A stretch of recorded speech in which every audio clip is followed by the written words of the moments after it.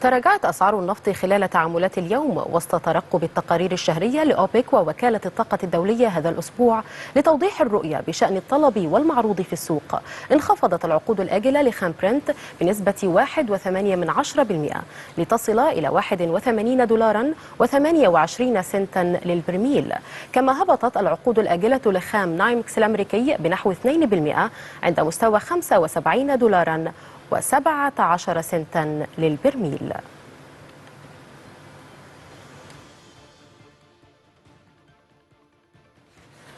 ارتفعت أسعار الذهب إلى أعلى مستوياتها في أكثر من 5 أسابيع وسط مخاوف من تداعيات أكبر انهيار مصرفي في الولايات المتحدة منذ الأزمة المالية لعام 2008، ما دفع المستثمرين إلى الأصول الآمنة. وصعدت العقود الآجلة للمعدن الأصفر بنسبة 1.6% عند مستوى 1897 دولارا للأوقية، كما ارتفع سعر التسليم الفوري بنحو 1.4% ليصل إلى 1892 دولارا للأوقية.